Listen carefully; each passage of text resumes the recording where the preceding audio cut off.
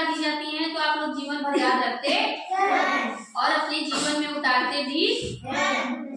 तो आज में एक कहानी हम आपको सिखाने जा रहे हैं, सुनाने जा रहे हैं जो आपके जीवन से जुड़ी है। एक बार पेंसिल, ये क्या है? पेंसिल। और ये क्या है? रबड़। क्या है? रबड़। एक बार पेंसिल ने रबड़ से सॉरी बोला। क्या बोला? सॉरी। तो रबड़ को आश्चर्य हुआ। रबड़ ने पूछा, अरे दोस्त, तुम मुझे सॉरी क्यों बोल रहे हो? तुमको तो पता है ना कि दोस्ती में ना तो थैंक यू होता है ना तो सॉरी, ना तो थैंक यू बोलते हैं ना तो सॉरी, तो फिर तुम मुझे सॉरी क्यों बोल रहे हो? तो पेंसिल बोला, आज मुझे अपनी गलतियों पे पछतावा हो रहा है कि मुझे अपनी गलतियों का एहसास हो गया। गलत लिखता मैं हूँ और लोग मिटाते, तुम्ही को रगड़ रगड़ के क्या करते, उसको मिटाते हैं ना। गलती लिखता मैं हूँ और तुमको रगड़ रगड़ के उसको मिटाते, और तुमको रगड़ते रगड़ते एक दिन इतना छोटा कर देते हैं। रबड़ को बार बार मिटाओगे तो छोटा हो जाता है ना। मेरी गलतियां बार बार होती रहती हैं और तुम मुझे बार बार सुधारने के लिए तुमको रगड़ा जाता है, और रगड़ते रगड़ते तुम्हारी साइज क्या हो जाती है? छोटी। और तुमको एक दिन उठा के सब फेंक देते हैं कूड़े के भाव में। कहाँ फेंक देते हैं? कूड़ेदान में ना। उसी तरह हमारे माँ बाप हैं। क्या है? हमारे माता पिता। गलतियां करते हम हैं और उसको सुधारने के लिए किसको घिसना पड़ता है? मम्मी पापा को आपके ना।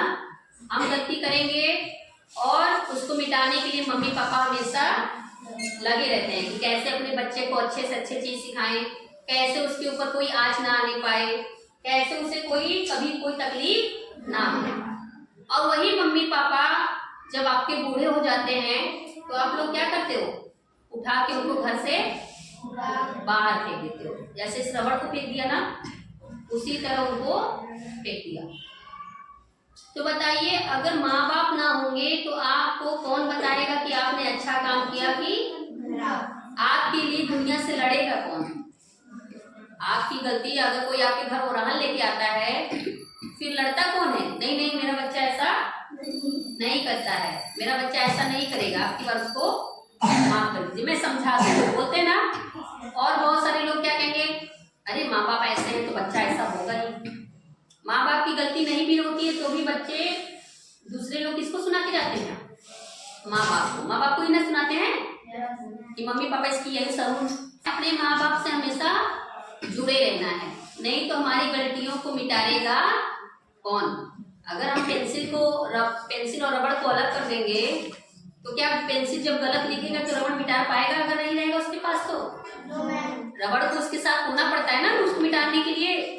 उसी तरह माँ बाप को अपने पास हमेशा रखिए कि जब भी हम गलती करें तो मिटाने के लिए कौन हो? हमारे माँ बाप हमारे साथ हो। वही एक ऐसे इंसान है जो आपको हमेशा ऊंचाइयों पर देखना चाहते हैं। समझ में आई सबको? तो माँ बाप का महत्व समझ में आया? क्या समझ में आया?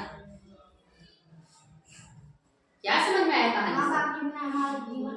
हाँ, माँ बाप के बिना हमारा जीवन अधूरा है। हमें हमेशा उनकी छाया में रहना चाहिए। क्यों रहना चाहिए? क्योंकि वो हमारे गलतियों को हमेशा सुधारते रहते, मिटाते रहते हैं, बनाते रहते हैं हमको ना।